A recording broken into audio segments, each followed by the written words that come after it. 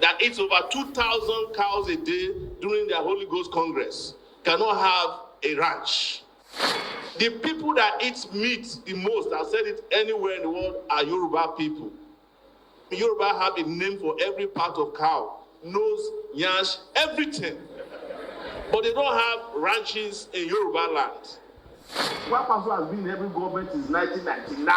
He was commissioner of peace, he was defense minister, he was governor for 2 years. If there's any position, class captain, Kwanskwasor will take it. I want to warn us as human beings that we are not the only people on earth, and a lot of careless animals have become extinct. So nothing stops the environment one day, nothing stops the earth one day from wiping out humanity as we are, if we keep messing with the environment. Some of these issues we are discussing have been part of my entire life. When I was a young kid, these presidential candidates we are seeing here today are some of the poorest, except Kwanskwasor, of course. We are the poorest of the presidential candidates. In the order of the SDP man is rich, and followed by him, he's richer. I'm the poorest of all of them. So you are not the only people who are poor. I'm also very poor, and that's why I am your candidate. I understand what it means to be poor. Yes. And there's a nexus between poverty and where I come from, the Niger Delta region of Nigeria. I started as a fisherman in Nigeria at the age of 9. Then there was fish. By the time I became 51 years old, most of those fishes we used to fish have become extinct. And I want to warn us as human beings that we are not the only people on earth, and a lot of careless animals have become extinct. So nothing stops the environment one day, nothing stops the earth one day from wiping out humanity as we are, if we keep messing with the environment. There's nothing special about us other than being lousy. We are not different from the fishes in the ocean that have disappeared, or plants I used to know, or the dinosaurs that you used to hear about that don't exist anymore. It was the fact that dinosaurs, they don't have the sixth sense that got them extinct. But that's a conversation for another day. So to end what they call multidimensional poverty in Nigeria, the people of Nigeria must rise up against the greedy people who always take care of themselves. And I will say this is a practical solution. University lecturers used to be activists in this country. What happened to ASU? ASU is not even organizing any town hall meeting in this election cycle. Whereas they are affected by the academic decisions that will be taken by people who don't care about them. So Nigeria has been feeding the greedy and ignored the needy. And that is what our government will restore, is to redistribute wealth in the country. And we'll do it with our full chest. There is no reason why one person, a governor, we have 200 policemen, army, civil defense guarding them, and the rest of us have no policemen. A friend of mine in this university had his 9-year-old son kidnapped. In a university environment, I've never heard it before, that kidnappers enter staff quarters of university to go and kidnap them. And nothing was done about it until maybe they were just kind enough after the DSS intervened by way of bribing them. That's what they call ransom. So not only are you poor, you are not safe. That's the truth. And in production of solar energy devices that one of our professors asked, Nigeria cannot produce anything until we have energy ourselves. So unfortunately, we have to get the energy from Europe first before we can transfer the technology that can help us to produce this. And one person asked about, is it only solar energy that is going to be energy transfer? No, solar is just one of the various mixes of energy sources. Somebody, I was talking about ranching the other time, I didn't get to it. Do you know that cow dung, the shit from cow, can be used to generate electricity? Most of you don't know. Do you know that corn can generate electricity? The waste in Lagos can generate the electricity that will take care of almost the entire Southwest. But again, I can't say it enough. You cannot achieve any of these things with the kind of leaders they call front runners in all this in this election. The Bulabalu town hall meeting people. All right, thank you. The issue of suit in Port Harcourt in the refineries and I said gas flaring. Port Harcourt city is hell on earth. And people are going to be dying from all this suit you are hailing. It's not a joke.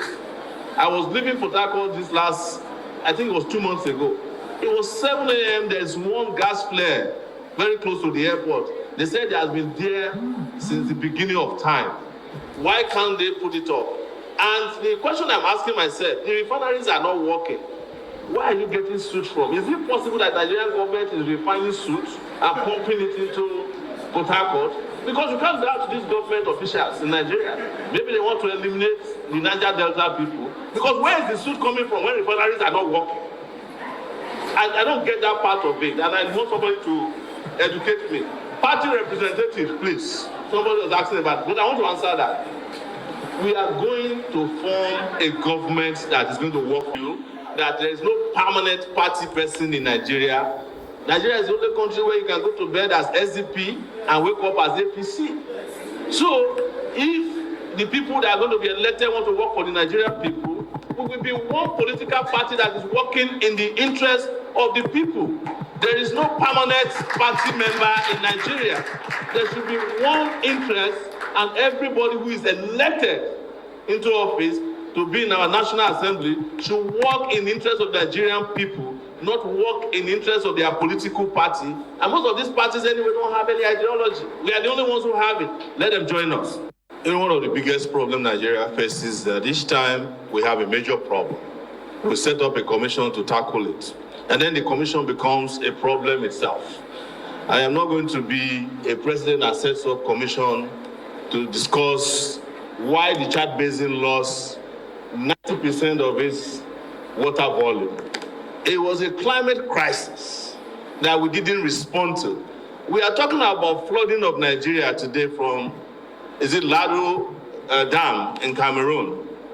As our friend at the SDP said, there is no reason why we should not be directing the excess water from Lado Dam to the Chad Lake, or Lake Chad, as you call it. The reason why you have herdsmen going down south was because their original source of water, the Lake Chad, dried up.